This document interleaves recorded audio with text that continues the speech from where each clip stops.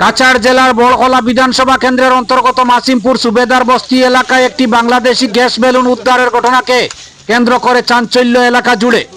রবিবার সকালে মাসিমপুর সুবেদার বস্তি এলাকায় হঠাৎ করে একটি বৃহৎ আকারের গ্যাস বেলুন উড়ে এসে পড়ে।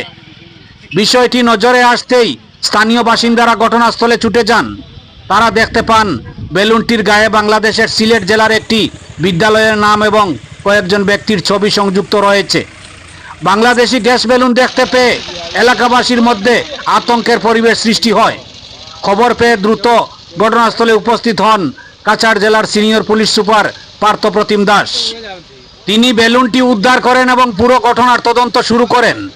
এ বিষয়ে বিস্তারিত তথ্য তুলে ধরেন অতিরিক্ত police super Subrata Sen. Police সূত্রে জানা গেছে, বিষয়টি গুরুত্ব সহকারে খতিয়ে দেখা হচ্ছে এবং বেলুনটি কিভাবে সীমান্ত পেরিয়ে এই এলাকায় এসে পৌঁছলো তা তদন্ত করে দেখা হচ্ছে। ব্যুরো রিপোর্ট, আমার সোনার কালীগঞ্জ।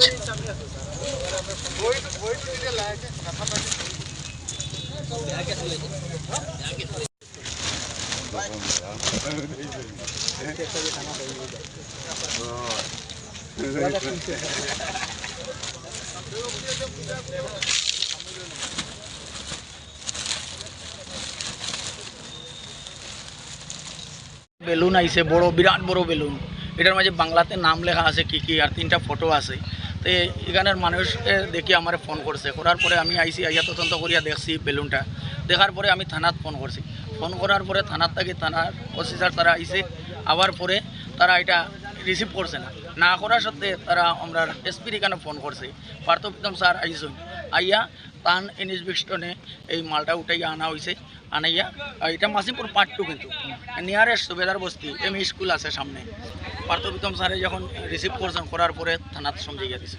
না, ইয়াত একো ভয় খাবলগীয়া একো বিষয় নহয়। এটা বেলুন, এটা ডাঙৰ বেলুন, যিটো বেলুন হয় গেছ বেলুন, যিটো উৰুৱাই দিয়ে, এইটো এটা আহি আমাৰ মাছিমপুৰ অঞ্চলত সেইটো পোৱা গৈছিলে আৰু ইয়াৰ প্ৰাৰম্ভিক তদন্ত এটা কৰা হৈছিলে। আৰু তদন্তৰ শেষত গম পোৱা গৈছে যে বাংলাদেশৰ চিলেট জিলাৰ এখন ঠাই আছে, তাৰ নাম হ'ল ফেচুগঞ্জ। তাৰ এখন স্কুল আছে, গিলাচৰা হাইস্কুল।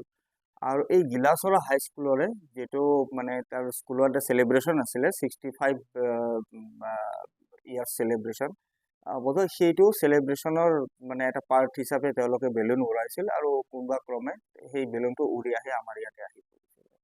আমি প্ৰাথমিক তদন্ত মতে এইখিনিয়ে, আৰু ইয়াতো এটা উচ্চস্তৰীয় এটা তদন্ত চলি আছে। যদি কিবা বেলেগ কিবা বস্তু ওলায় আপোনালোকক অৱগত কৰিম। নাই, পাব্লিক পেনিক হোৱাৰ একো কাৰণ নাই, একো কাৰণ নাই।